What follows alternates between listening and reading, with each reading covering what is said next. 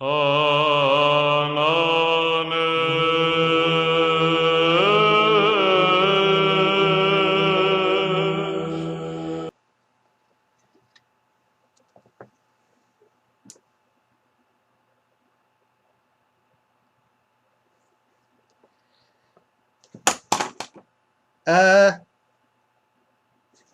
there! Today I'm going to talk about a fountain pen which has been anticipated with quite some interest, the Noodler's Konrad. Now, Konrad is named after Konrad Adenauer, who was the Bundeskanzler, so the Chancellor of Germany in the late 40s to early 60s, if I'm correct. I'm not absolutely sure about this. In any case, 40s anyway. And this is a pen by Noodlers using a body that we already know. In fact, I've already done a review of this pen, which is pretty much, not entirely, but pretty much the same body, but with a rollerball tip. So it's somewhere in my Noodlers rollerball pens video, something like that. Now, the Konrad is, I'm going to say Konrad because it's easier to pronounce in English sentences. I got this. It's the simple Noodler's box that I've seen quite a number of times. Some people think it's too simple. I kind of like it. I'd rather have a good pen in a simple box than a stupid pen in a beautiful box. Out comes a few things. We get some nice artwork, which I kind of liked. There is a, what I suppose is a bear on there with a young, a cub, at that point, which is called Konrad.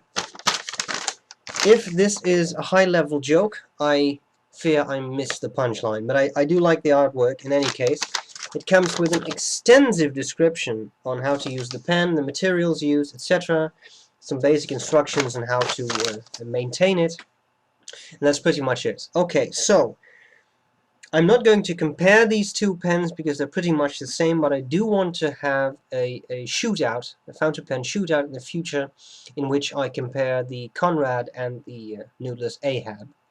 The flex pens, they have the same nib, the same feed. It would be interesting, I think, to compare those two. Okay, so are the bodies of the pens exactly the same, apart from the nib, of course? No, not entirely. There's one thing that was changed, and I'm really happy that Noodler's changed this. Here we have the old rollerball. The problem is this blind cap, which actually this is, I suppose it is a blind cap, which you can unscrew, and then a piston moves down there. I'm not sure whether you can see that, but it's there to draw up ink because it's a piston filler. Now the problem is that when you post this pen like that, you will find that the cap clicks on there pretty tightly. So if you want to release that, what you may do is actually twist it a bit and turn it off, and then this thing will operate, the blind cap will twist, and that may actually operate the piston. Now, you will not have ink squirting out everywhere, but you may lose a drop of ink, and that may not be a big deal, but if it's on your clothes or on your business documents or whatever, that's a bit of an issue. So, this problem was solved entirely in the Konrad, the new Konrad Flex Pen, by adding a true blind cap, which you can just entirely screw off in its entirety. And the good thing about that is that here you still have the knob, which you can use. I can actually use it a bit. There's an ink window here. It's only halfway inked up, so I have to be a bit careful. But if I twist this knob, you see the ink level raising and then going down again. And when this thing is in place, you can twist the cap any way you like, but it's not going to operate the piston, so that's a good thing. Okay, let's cover the pen. I'll tell you what I like about it, what I don't like about it, and then I'll do a writing sample. So these pens come in 3 different decos. I think this was the Roaring 20s brown. I kind of like it. It's a subtle mottled color, which I enjoy. I like this subtle effect. The cap is all black, so this is not mottled brown, that's just black, which is a bit of a dissonant. I would have expected the cap to have the same deco, but, well, whatever. Okay, so the cap, what I like about the cap is this clip.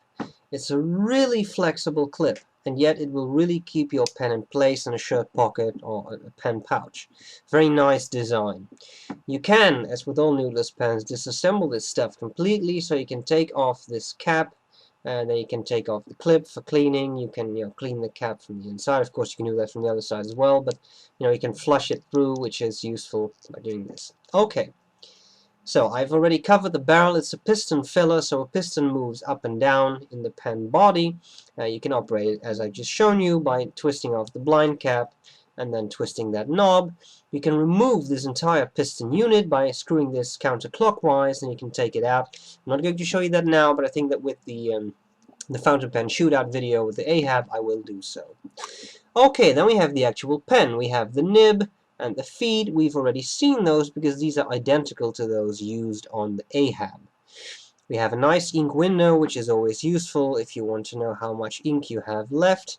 As you can see, I haven't inked this up all the way because I wanted to start slow a little. And that's it. So what do I like about the pen? Well, it's a nice size. I love the Ahab because it's so large, and I do have fairly large hands, but this is a very nice pen size. Not extremely large, but just fine. Fine for most people. Whether you have larger hands or smaller hands, especially when you post it, I think you can use it. It's also light because it's the resin. It's not metal or anything, so it's light. I prefer heavier pens, but I do like the overall weight of this pen. Okay, an ink window is useful, and of course one of the main reasons I love Noodlers, not just because the products are good, but because you can completely disassemble them. If you're like me, I have 75 inks, I use all of them, I switch them around a lot, and it's useful if you can clean out your pen very quickly. You don't have to take hours, drawing up ink, pushing it out again. These pens you can dismantle, and you can just, clean them in minutes.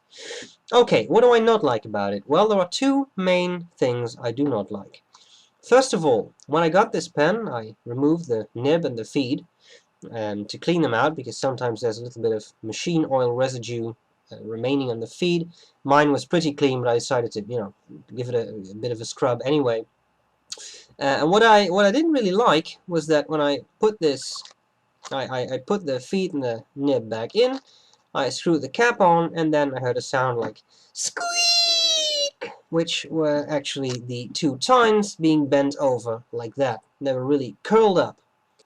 Now, how did this happen? Well, the threads in this cap go in pretty deeply, up to about, I would say, this level. So if you put your pen in, you can see there isn't an awful lot of space in the top part of the cap. Is that an issue? Yes, because this pen has been advertised as a pen you can fiddle around a bit with the nib and the feed setting, and I'm sure you can, but you still have to be very careful, because if you don't push the nib in all the way, because of these high threads, you'll bend the nib. Now, we're grown-up people, right? So you have to be careful, but I mean, I'm not complaining or anything, but of course this is a risk, so I just want you to understand that this is an issue. So when you screw around a bit with the nib and the feed setting, please check this out to see whether the nib is not protruding a bit, because then you may ruin your tines. Okay, now for me it wasn't a big issue. I just take a pair of pliers, I put the nib on there, I bend them back straight again. It's not a big deal, but okay.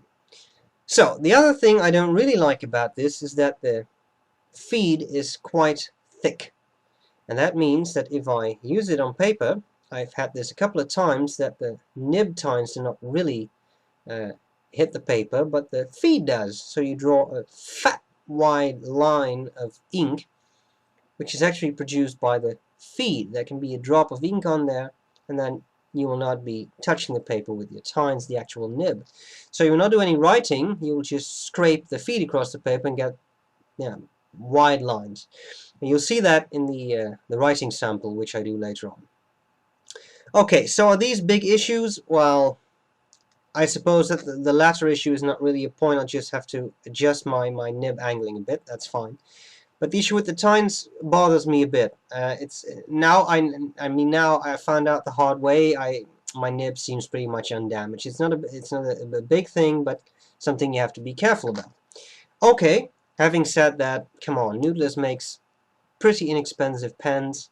They're pretty decent quality. I've never had a Noodler pen break on me, and they're really, really easy to maintain, which is also worth quite a bit. So get it now. It's a nice pen. I can recommend it, and that's enough talk. I think we need to see a writing sample now. So that's what we're going to do next, and that's it. So I hope this was useful. Don't bend your nib tines, and I'll see you later. Bye bye. Okay, so there we go with the Noodler's Konrad.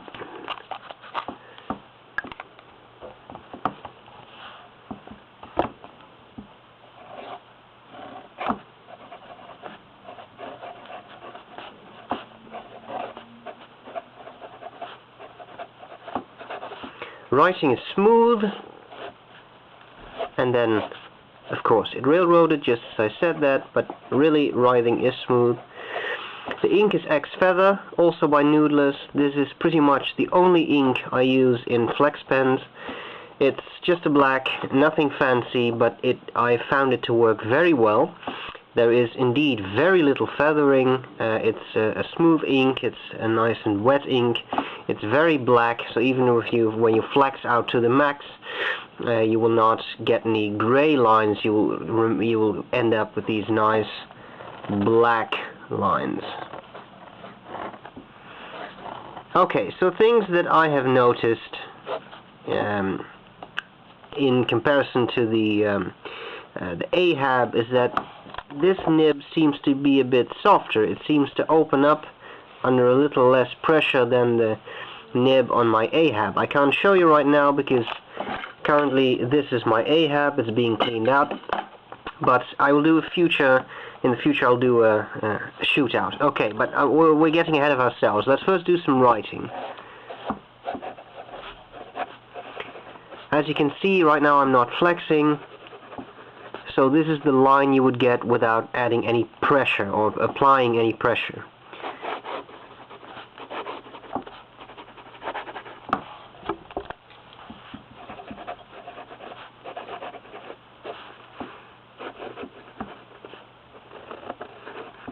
That was just some pressure. Okay, let's do some quick writing.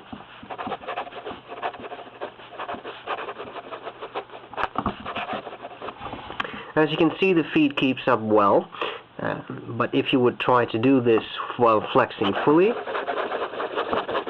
then at some point you're going to end up with railroads. Now, as you can see, actually the feed seems to supply the ink with a pretty good amount of ink. Now I have to wet it again a bit, and there we go. So it's a pretty impressive result, because I seem to remember from the old flex piston fillers that you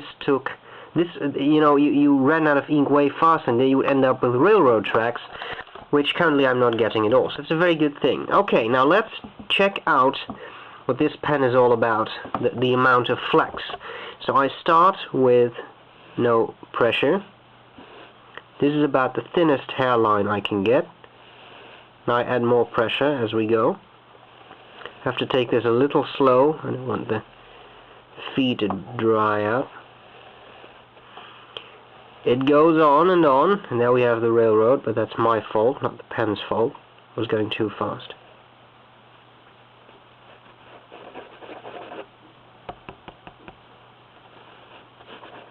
There we go again. So when I think this is the maximum amount of flex. Now we're looking at, well, I'd say 1.5, maybe 2 full millimeters of width, and that's pretty impressive. So